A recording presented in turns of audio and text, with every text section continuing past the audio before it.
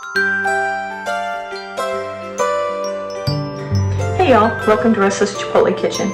Today we are making something deliciously special for somebody you love. Chocolate truffles. They're so easy to make, they are so delicious, and they're not going to cost you a fortune. So let's get started. Once you learn how to make your own chocolate truffles, so help me, you will always have a gift for people that they'll love. You'll always have something delicious in the house, and you'll never pay those high prices again. They are so easy, they're so fun to make, and they're perfect for Valentine's Day. So let's get started. You're going to need chocolate. You can use chocolate chips, you can use milk chocolate, you can use semi-sweet chocolate, you can use bittersweet chocolate, dark chocolate, whatever you like. You can use chocolate chips. You can buy a high-end melting chocolate off of Amazon, and I'll leave the links for that below. I've done that. You just want good chocolate. You don't want artificially flavored chocolate or chocolate style chips. I can't think what all they're called, but you want it to say made with real chocolate, and you want to get a good brand. Hershey's at the least, you know, and just because it's going to melt a whole lot better. So you're going to want your chocolate, and you can even, by the way, you can even mix milk chocolate and bittersweet chocolate, or milk chocolate and semi-sweet chocolate, just to get your own sort of chocolate flavor that you like best. Okay, then you're also going to want white chocolate chips, and you can make truffles with white chocolate chips as well. I'm going to use these as decoration on the outside of the chocolate truffle, but you can dip them in white chocolate as well. Okay, you're going to want some heavy whipping cream, and you want a good brand of that. You don't want half and half, you don't want regular milk. It has to be heavy whipping cream with the highest fat content that you can find. Make sure it's a good brand. And then you're going to want vegetable shortening, which is also Crisco. You're not going to use a lot of that. We're not going to use nearly that much, but you're going to put a little bit in there because it helps the chocolate to stay shiny and it helps it to melt more smoothly. I know I don't like Crisco for a lot of things.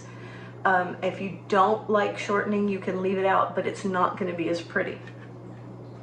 And then, of course, we need butter, and you're going to want to cut the butter in squares. These are not small enough squares. I'm going to cut them some more, and then that's it for a basic truffle. Now, there are other things you can add to it. You can add a half a teaspoon of flavoring. You can add a little Irish cream, or a little bourbon, or a little cherry juice. You can add some chopped pecans or crushed up candy canes. There's all kinds of things that you can do to make these different. We're just going to make basic truffles today, and over on the blog I have a lot of variations, so you'll be sure to want to go over there and check. All right, so the first thing that we need to do is we need to get a microwave safe bowl, or if you want to do this on top of the stove, you can. You're going to want a heavy smallish saucepan. Okay, and I'm going to put half a cup of cream in here, and then I'm going to microwave it until it's about 180 to 190 degrees. It's going to get bubbles around the edges, but it's not going to come to a boil.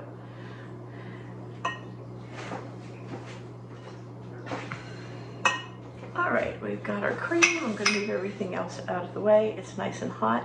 And to that cream, we're going to add 8 ounces of chocolate, which is about 1 cup if you're using chocolate chips.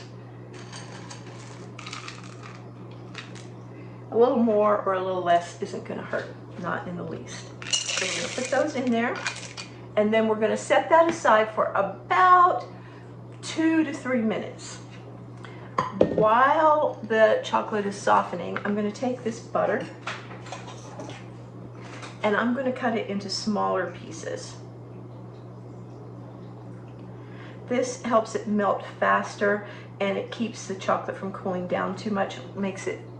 It'll keep it nice and creamy that way. So 3 tablespoons of butter. Cut each tablespoon I'm having trouble with my mouth today. Cut each tablespoon into about 3 pieces. All right, and now a lot of times I will go ahead and chop the chocolate up much smaller because it tends to melt better. But I think this is going to be okay. Now what you want to do is you just want to stir it until all the chocolate melts and it's smooth. And if your chocolate doesn't melt, if the cream, like now we've got some winter weather coming and it's starting to cool down. In fact, we're going to have ice late this week. And I know for y'all that live up north, that's not a big deal, but ew, it's going to be nasty. Anyway, I'll be sitting by my fire all the whole day. That's it. I'm not going to leave the fireplace. If I do, it'll just be to get in a quilt somewhere. I do not like cold. Anyway, see how this is clumping up in the whisk? That's because the cream cooled down a little bit too much. The house wasn't as warm as it usually is. If you leave chocolate chips full size, that's likely to happen.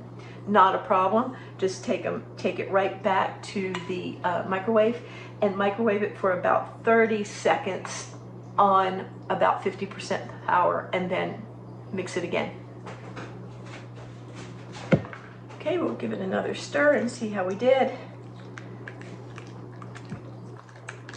May need to put it in there again. That was actually only about 16 seconds. The main thing is you don't want to overheat it because the chocolate will seize up and it won't be any good. It's going to need to go in there for another minute. So you want to watch it carefully. I'm going to put it in there for 30 more seconds at power level 5, and I'll check it at probably 15 seconds, and I think probably 15 seconds will be enough, but I'll be right back. Okay, here we go,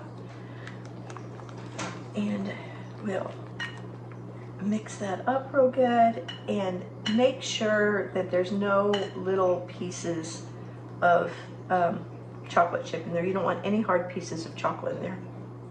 Now what you want to do is you want to add the butter, a little bit at a time. Mix that in good. Of course, butter melts really well, so I don't think we're going to have any problem with this unless everything cools down too much. Now at this point, don't whip it because you don't want a lot of air in there. And once the butter is in, this is the point that you would add any additions that you had to it. Finely chopped pecans, or a little vanilla, or almond flavoring, or a little amaretto, whatever it was. This is the point that you would add it. I'm going to let all of that butter melt. This part, making these doesn't take a long time as far as hands-on time, but once I get the butter all melted in there, and I may have to put it back in the microwave for a few seconds if it won't melt, but I think it's going to be fine. What was I saying? Oh, y'all, losing my mind. Oh, it doesn't take a lot of hands-on time, but after this, I'll have to put it in the refrigerator covered for about an hour until it hardens up. And then it'll be ready for me to scoop out and form and dip. And that doesn't take long either. But the main thing that takes a long time with these is letting them get cool enough to, for the ganache to get chilled. All right, almost. Not seeing any more butter in there. I'm not seeing any unmelted chocolate. Oops, there's some butter. I'm not seeing any unmelted chocolate in there. The reason that you want to make sure that there's no unmelted butter in there, especially, if you have unmelted chocolate in there and somebody bites into it, it's going to be a little crunchy and it's going to ruin the whole mouthfeel of the ganache, which is silky and creamy and melt in your mouth buttery. But worse than that, if you have a chunk of butter in there that didn't get melted, somebody's going to bite into a chunk of butter. So not everybody would like that. All right, I'm going to get as much of this amazing chocolate off here as I can. And then I'm going to cover it with plastic wrap and put it in the refrigerator for an hour, and then I'll be back. Okay, here it is, all chilled and ready to go. And what we're going to do now is we're going to take about tablespoon size amounts of this. And I use a melon baller, but you can use like one of the scoops. Let me see, I've got one. You can use one of these scoops, but in a tablespoon size. I don't have one, which is why I'm using the melon baller. And actually, this makes it much easier because you can spray it and then you can use this to get the truffle out. But we work with what we have, and so this is sticky business here. So you just take the truffle, and this is messy, roll it into a ball and put it on a piece of parchment. What we're going to do next is we're going to freeze the truffle balls and so that we can dip them. And this is messy, messy. It goes a little bit better if you use gloves. Because of my sensory processing disorder, I can't use gloves. It really bothers me. So, but if you can use gloves, put your gloves in the freezer and then use them and keep chilling your hands as much as you can. And that'll help roll these without too much mess. But they're going to melt a little bit while you're rolling them. It's just the way that it is. Don't dip your hands in water and roll them, because if your hands are wet, it's just going to cause problems with the truffle. But if you want to like put ice in a glove or ice in an ice bag and then hold it to chill your hands every couple of minutes, that works really well too. Or you can just, you know, do like I'm doing and be messy. I don't like the way the light's hitting that. Let me wash my hands, move the light, and I'll be right back. I don't know if that's much better, but it seems like it's better to me. So, and anyway, so we just do that, just roll them in balls and put them on the parchment, and then we're going to put them in the freezer. And when you put them in the freezer, we're just talking about maybe 10 minutes at the most. This has a lot of butter in it, and so it freezes pretty quickly. All right, we've got the truffles done, so I'm going to put them in the freezer, and I'll be right back. Okay, while that's in the freezer, what we're going to do is we're going to take the remaining chocolate, which is about 2 cups, and 1 tablespoon of the Crisco, and we're going to melt that together in the microwave. You don't have to be exact on this, by the way, but kind of pack it down. Okay, we're going to melt that in the microwave at 50% power for about 2 minutes, and I will be pulling it out every 15 to 30 seconds to stir it. Okay, because again, we don't want it to get overheated because it'll turn into a clump that you'll have to throw out and start over.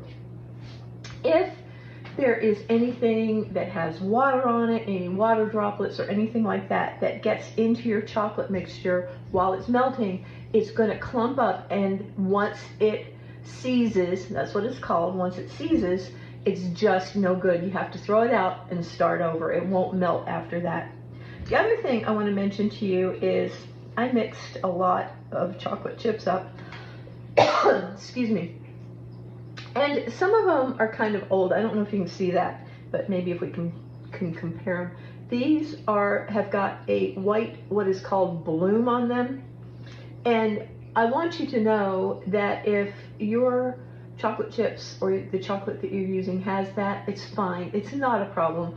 Don't throw it out. It's perfectly fine. Just go ahead and melt it and you'll never know the difference. It's fine. All right, so I'm going to melt this and I'll be right back.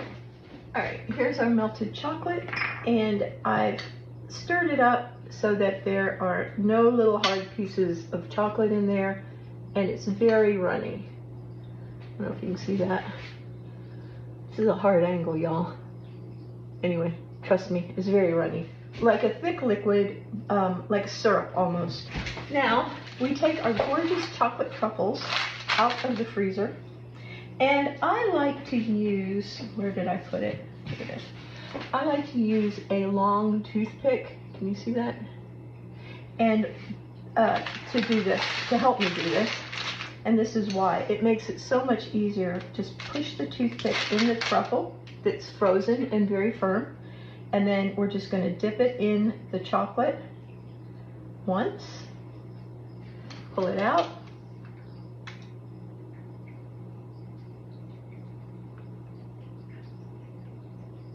dip it in again, pull it out, and let the excess drip off. Now the truffles are very cold, so the excess is going to drip off, but a good portion of it is going to stay on just because it's frozen. And then we're going to take it and put it on our parchment paper, just like that. It does help to have a second toothpick to kind of pull the first toothpick out. And then I'm going to take a little bit and I'm just going to put it right over the top like that, so that you can't even see where the first toothpick was. We're going to try this a little closer. All right, I'm going to get my toothpick and stick it just into the truffle. Like that.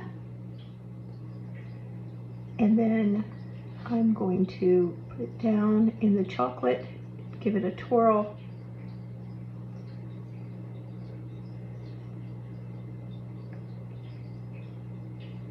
Let the excess drip off, and then dip it again. Let the excess drip off, put it right down on the parchment, which has gotten messed up for some reason. And then cover up any scars with a little more chocolate. I think this is hard to see because it's chocolate over chocolate, so I'm going to put this paper towel here. I'm going to try to bring y'all closer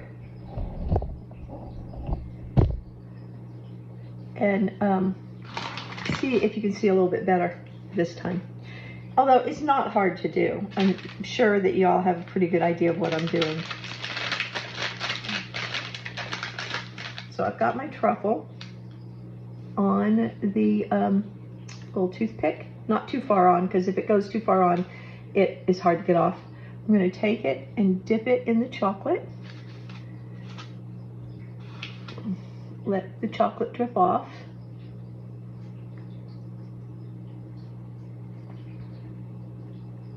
Put it in one more time, just to give it a thicker coat, and let that drip off. And then I'm just going to put it right down on the paper. Use the other toothpick to kind of help push it off. And then use a little bit of the chocolate to just seal it right up and make sure that it's pretty and shiny. All right, that's pretty much it. I'm going to go ahead and finish these, and I'll be back. All right, so all of them are dipped. They've got the melted chocolate on the covering the ganache. And now I'm going to take them and put them back in the freezer for just about 5 to 10 minutes. That will help the chocolate harden up, and it'll help the ganache on the inside also harden up before we go to the next step. So the next step is to melt the white chocolate, and we're going to do that the same way we did the dark chocolate. Only I've only got about 3/4 of a cup of white chocolate in here. So I'm going to put about a teaspoon, maybe a teaspoon and a half of the Crisco in there, and then I'm going to melt it. If you wanted to, you could also use candy melts for this step. In fact, I have some pink candy melts that I'm going to melt and use. Don't use it for anything but the decoration, because candy melts just don't have the good flavor that real chocolate does. I'll give y'all a little hint. White chocolate melts a lot faster than darker chocolate does. So we'll leave that there, and I'm going to melt the pink candy melts. I also have some of these heart decorations, because I'm making these for Valentine's Day. But you could make, you could use any kind of decorations that you wanted, sprinkles or whatever, or just leave them plain. You don't have to put anything on them. but I'm going to use some of these because I think they're cute, and I think they'll be cute for my Valentines. All right, now keep in mind as the chocolate cools, it's going to solidify. So if you have like a warmer or hot pad or something like that that you can set the bowls on to keep it liquid, that's great. If you don't, then you're going to have to stop every once in a while and put it back in the microwave for just a few seconds. But watch it really carefully because, like I said, if you overheat it, it's going to seize up. Now, like I said, it doesn't take any time at all for the truffles to firm back up. And that's, can you see that? Yeah, that's what it looks like. Put it under the light here. So pretty chocolate. Just as good as the ones at the store. They're delicious. All right. And then what you're going to do, this is up to you. I like to take the melted chocolate and just kind of put it over like that.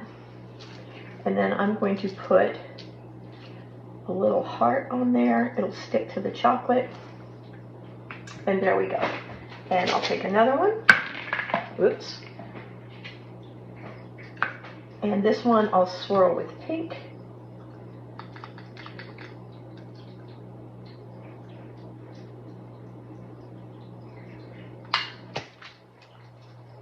And I'll put a red heart on this one.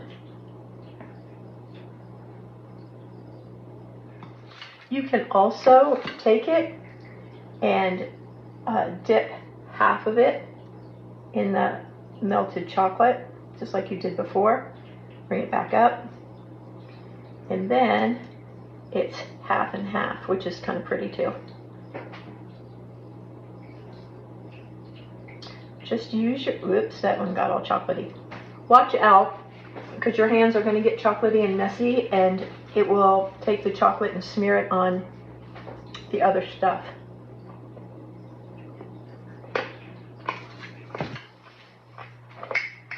If you've got some that have this, like where the chocolate slipped down, all you have to do, if that bothers you, is take a knife and trim it off.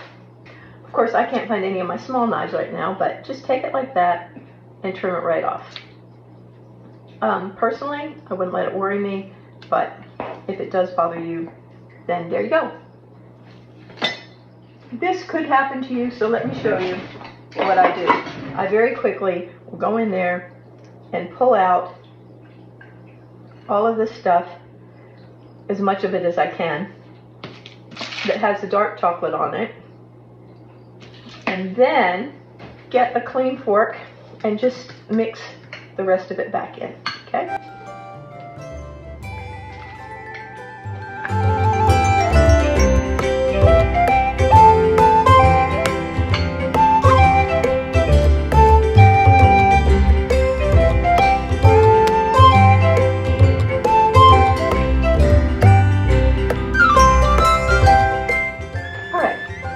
What I'm going to do next, I bet you can guess. I'm going to take these and I'm going to put them back on the baking sheet and put them in the freezer for just a couple of minutes, and then they'll be done. While they're chilling back up and firming back up, I will clean up my mess and then we'll talk about it. Y'all, chocolate, look at this. So good. And they're so pretty. You can decorate them for any holiday, and oh my gosh, so good. Just bite into one.